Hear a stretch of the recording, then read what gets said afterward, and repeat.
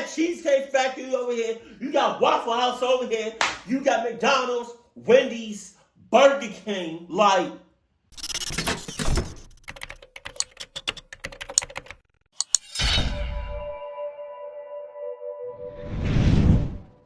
sup? One summer day, a man named John Randolph was hiking through a remote forest in Colorado. Because you lost me at forest. In Colorado. When he began to smell something terrible. Intrigued, he followed the smell until it brought him to this clearing, and in the clearing, John saw what looked like an old campsite. Now, John is out in the middle of nowhere, and so the idea that somebody was camping out here in what looked like a long-term settlement was pretty bizarre to John. And so John walked into the clearing to see what was going on, and when he turned the corner and saw the ground in the middle of the campsite, he saw something that at first he couldn't even process. It was just so horrible, it just looked fake. But eventually he realized what he was looking at was real, at which point John turned around, sprinted out of there, and began screaming for help. But before we get into that story, if you're a fan of the strange, dark, and mysterious delivered in story format, then you come to the right place because that's all we do, and we upload once a week. So if that's of interest to you, please invite the like button to go out to lunch with you, but once you get there, spend the entire time chewing as loudly as possible with your mouth wide open. Also, please subscribe to our channel and turn on all notifications so you don't miss any of our weekly uploads. Okay, let's get into today's story. Ha! Ha! Ha! Dice roll! Dice...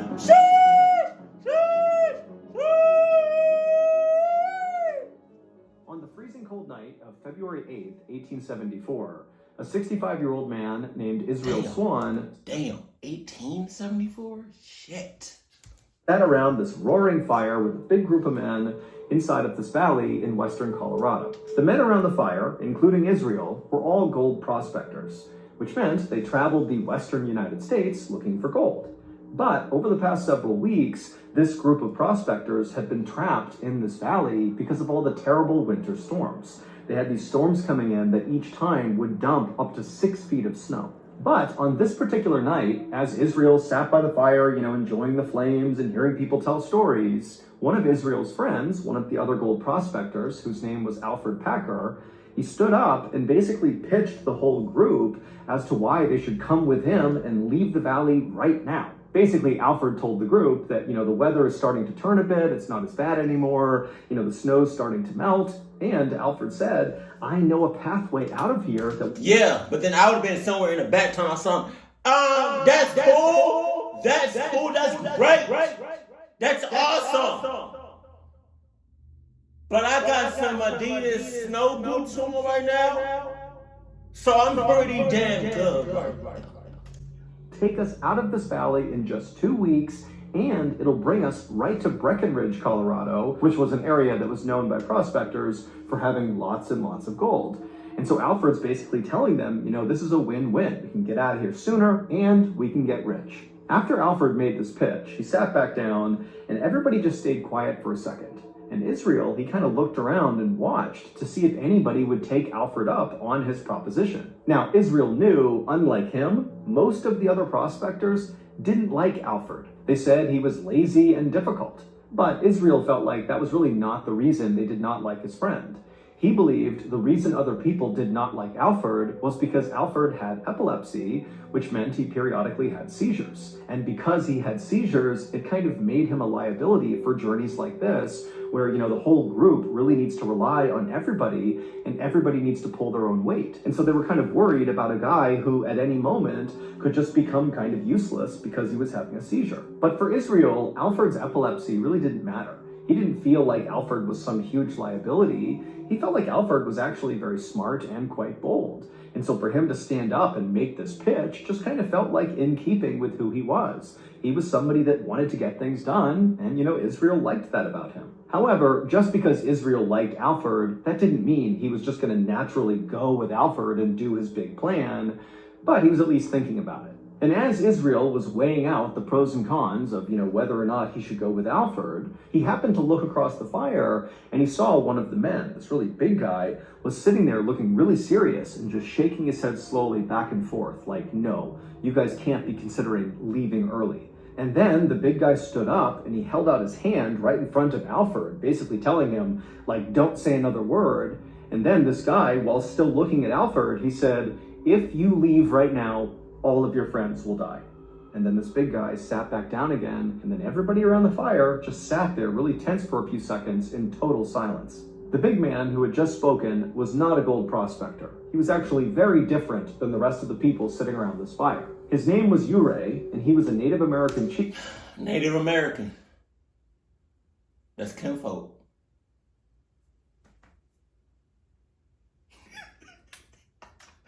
That's my guy. Of the Tabawatch band of the Ute tribe.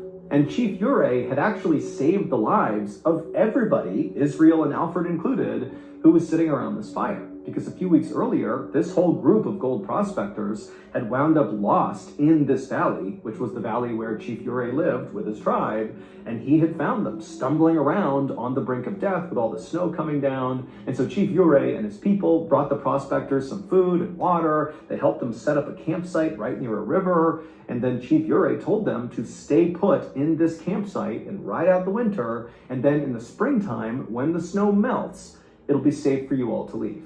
Now, at first, the gold prospectors were only thankful and just totally psyched that Chief Ure had found them and given them this campsite. I mean, this was great. And so they had no problem agreeing to, wait until the spring to finally leave. But now, after several weeks of being kind of trapped in this camp, the whole group was really starting to get restless. They were worried if they didn't leave soon, there'd be no more gold for them to mine. And for Israel specifically, there was even more pressure on him to go out and find gold, because he had told his family that this would be his last treasure hunting adventure ever.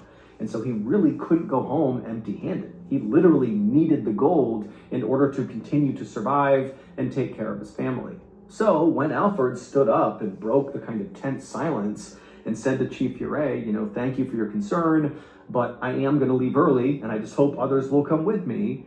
At that point, Israel saw the conviction in Alfred, and Israel really felt like he did need to leave now. He needed to get that gold.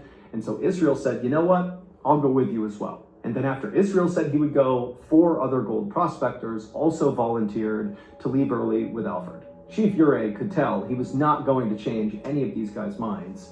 And so even though he felt like this was a terrible idea, he shifted his focus from trying to stop them to just trying to give them as much information as he could about the area they were going to go into.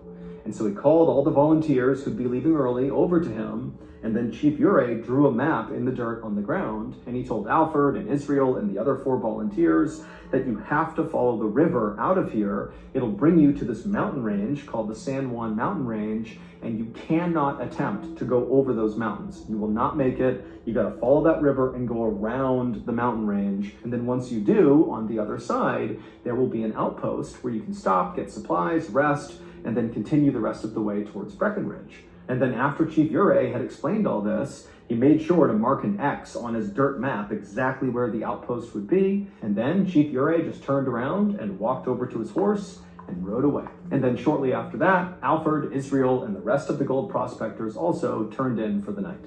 The next morning, Israel, Alfred, and the other 4 volunteers who were going to be going on this journey, they got up early and began packing up their stuff. And as they did, one of the other gold prospectors who had not volunteered to go with them, who would be staying in the valley until the springtime, he actually came forward and said he would help them carry their supplies as far as he could go, using his horse. But at some point he would need to stop, drop off their stuff, and then they would be on their own. And so the men were very thankful about this.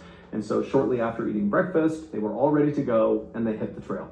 As Israel and the rest of the prospectors began to hike their way up and out of the valley, they began to see off in the distance the huge jagged mountains of the San Juan mountain range, but they were careful to kind of veer closer to the north to stay along that river path because they knew they were not supposed to go up and over the mountains. And as Israel trudged through the snow in a line of men, he held on to a coffee pot, a metal coffee pot that he kept hot coals inside of. This not only kept his hands warm, but also, if he ran out of matches, he could easily start a fire using the coals. It was an old trick he had learned. And so as he's clutching this magnificent warm coffee pot in the freezing cold weather, Israel heard someone walking up behind him, and so he turned around and he saw it was Alfred. And he looked totally miserable, way more miserable than Israel was. And so, without even thinking about it, Israel just handed off his warm coffee pot to Alfred. And Alfred took it and clutched it and was obviously so thankful. Now, none of these gold prospectors had struck it rich. They were all basically poor. But of all these gold prospectors, Alfred really had the least of all of them. And as a result, Israel kind of felt protective of Alfred. And also, Alfred was half the age of Israel. Alfred was 30 years old. And so Israel kind of viewed Alfred as like a lost kid trying to find his way. Alfred had also confided in... I'm 30 years old. What you talking about? Relax. Also, we're not gonna glance over the fact that those guys just basically say, "Cluck you, the original founder of Adidas." But over here, where the Vans at, we're gonna do things our way. Yep. Israel, that when the Civil War broke out in the United States, Alfred had attempted to join the Union Army on 2 different occasions because he wanted to fight the slave-holding Confederate Army. But in both cases, they kicked Alfred out for his epilepsy. But that had not stopped Alfred from tattooing on his arm his battalion information and his name. And unfortunately, because Alfred could not read or write, he misspelled his name when he gave it to the tattoo artist. And so when he got the tattoo, it did not say Alfred for his first name. It said Alfred, A-L-F-E-R-D. And from that point on, that was his name. Nobody called him Alfred, they called him Alfred. And so this was kind of embarrassing for him. And then after getting rejected from the military, Alfred had kind of bounced around from one job to the next, never really putting his roots down and never starting a family. And so again, Israel just felt like this was a guy who needed some help. And so after Alfred very happily accepted that coffee pot from Israel, he in turn reached into his jacket and pulled out a flask with some alcohol in it, and he handed it to Israel, almost like a thank you for giving me this warm coffee pot.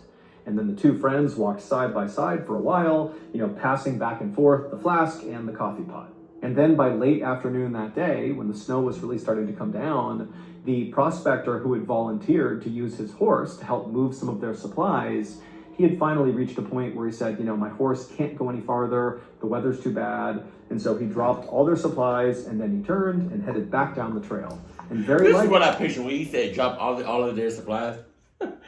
Look, you know what? I'm sorry. I can't go any further. My horse can't go any further. Here's your supplies.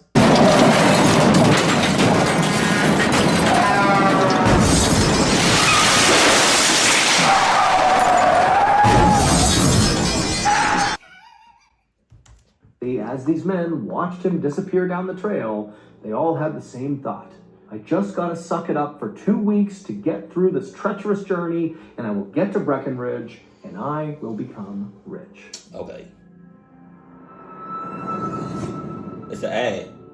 Thank you to BetterHelp for sponsoring today's video. Taking care of our mental health is no longer considered a taboo subject. However, actually asking for help when you are the one who's struggling feels just as taboo as ever. There's this fear that you'll be viewed as weak if you ask for help and show a side of you that's kind of vulnerable, when in reality, it's really the opposite.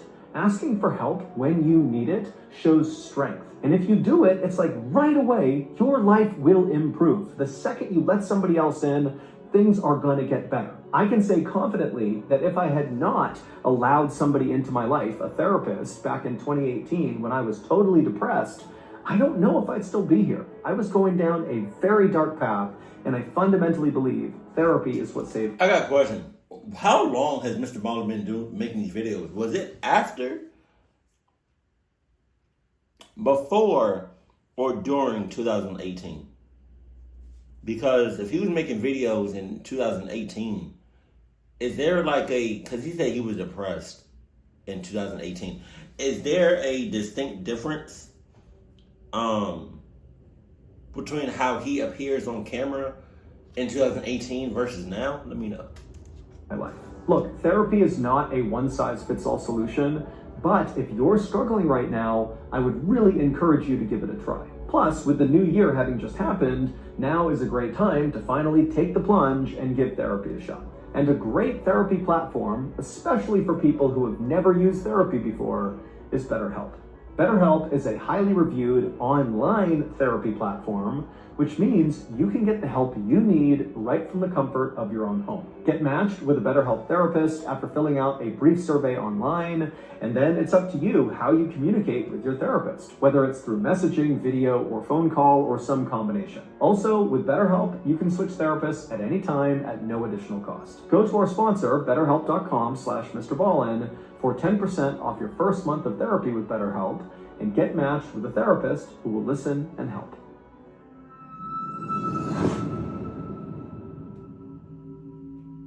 2 weeks would pass by, and Alfred, Israel, and the other 4 prospectors did not show up at that outpost that Chief Ure had pointed out, which was on the other side of the San Juan Mountains. That was going to be their first official stop before they continued the rest of the way to Breckenridge. And then another 2 weeks went by, and still they did not show up at the outpost, and they didn't show up at any of the other camps in the surrounding areas. Now, Alfred's big plan for this group was really dependent on the weather holding up.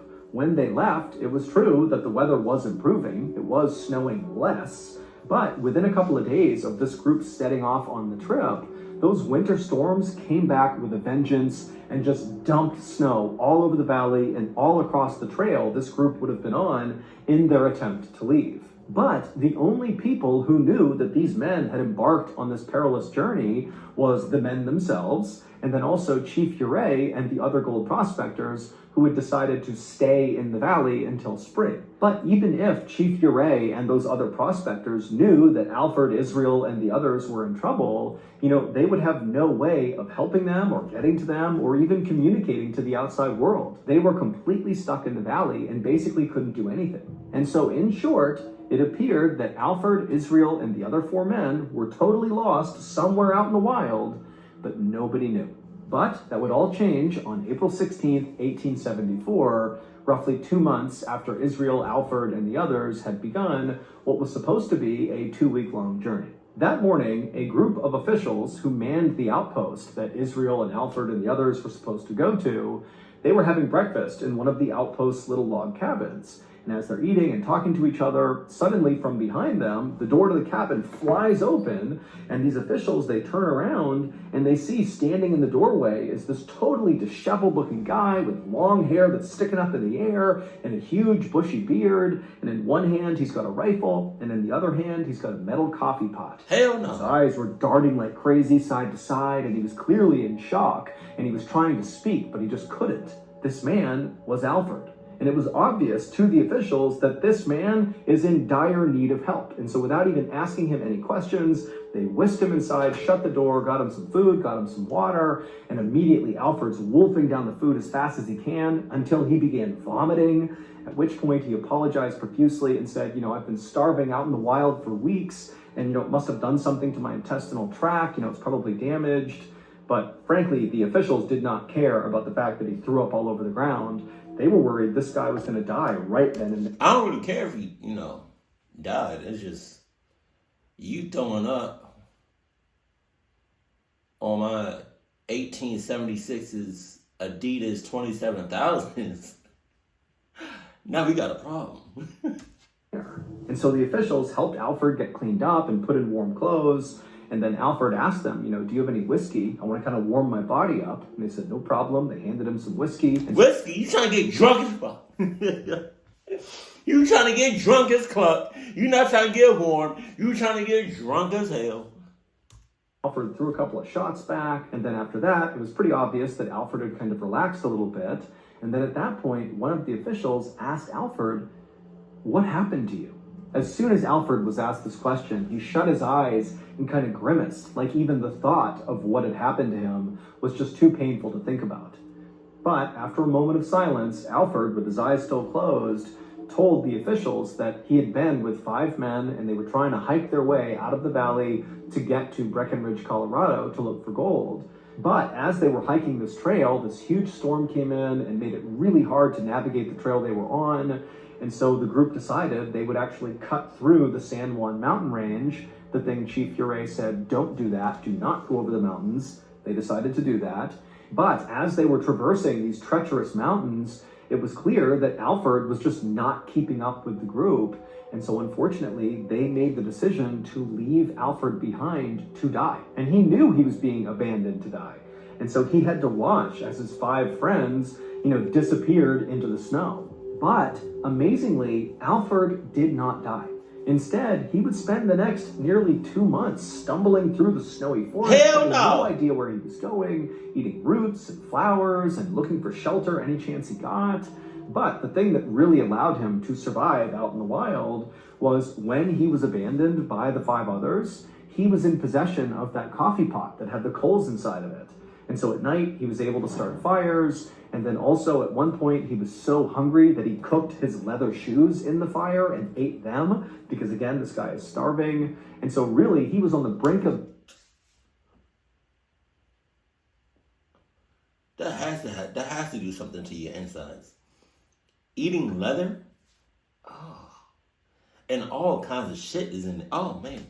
death when he randomly stumbled into this outpost and found this cabin. After Alfred finished telling his story, the officials were just totally shocked and silent, and Alfred eventually would ask them a question. He would say, "Have any of my men come through here? Did anybody else survive?"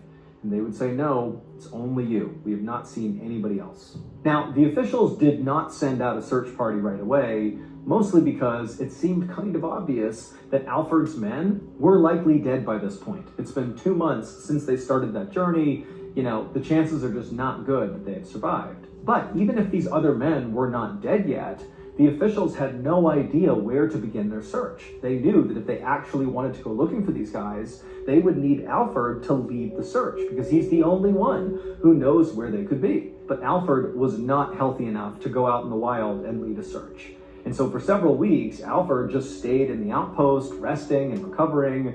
And then finally, when he was healthy enough, he would go out and lead a search party to go find the missing men. But unfortunately, he couldn't find anything. And so it wasn't until that summer, when all the snow had finally melted, that the mystery was finally solved about what happened to those other men. On August 20th, 1874, a traveling artist named John Randolph was hiking through a forest in western Colorado, roughly in the area where those other prospectors would have been walking on their attempt to leave the valley. And as John Randolph was walking through that area, he began smelling this horrible smell. And so John followed the smell until it brought him to this clearing, and then in the clearing was what looked like an old beat-up campsite. And so, being curious, John walked into the clearing to see who was in this campsite, but when he turned the corner and saw what was on the ground in the middle of this campsite, he froze, because on the ground in the middle of this campsite were 5 dead men all lying perfectly in a row. A whole bunch of dead niggas. Jesus. The source of the terrible smell. And right away, even though John was in shock from what he's seeing, he could tell that these 5 men did not die from something natural. One guy was missing his head altogether, and the other 4 had obvious signs of something being smashed really hard, probably repeatedly, into their heads. But that wasn't all. The other thing John immediately noticed is that the 5 bodies were in very different states of decay.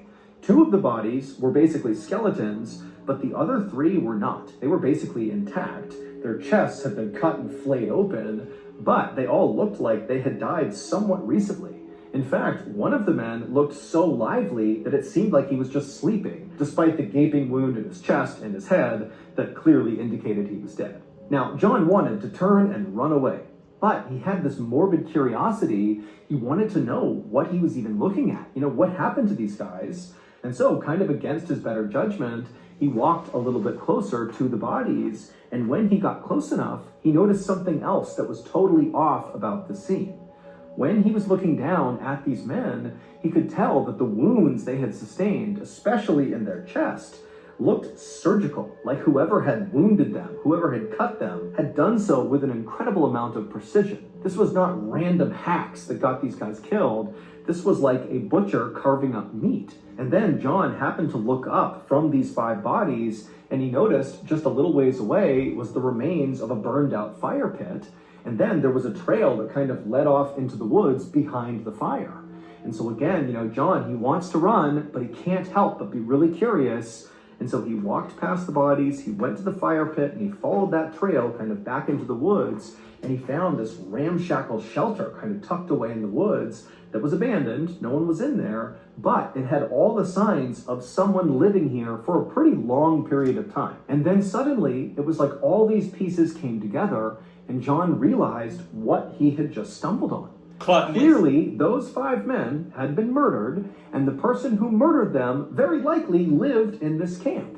And over the course of what looks like weeks or months, this person was butchering these men and then cooking their body parts over that fire and eating them. This is like a cannibal camp. And John, he's thinking, is this guy going to come back? Whoever lives here, are they coming back soon? He didn't know. I cannot justify eating somebody, a person eating a person. Especially if somewhere in the world there's food. I can see now, if there was an apocalypse, no other food, like the only thing edible, like there's no plants, no berries. Literally, the only thing left to eat is another person. I might can justify that, but like eating somebody else or eating other people, knowing that there's bread down the street or some cake down the or some waffles. Got a Waffle House right there. IHOP, nah, I can't justify that. And so kind of in a panic, he pulled out a sketchbook, he sketched the area, and then he turned and sprinted out of there to go find help. It would turn out John the illustrator was totally correct about what he thought was happening at that camp. After Alfred was left behind to die, those 5 other men carried on into the night up into the mountains, and then somebody attacked them, began killing them, and eating them. And that person was Alfred.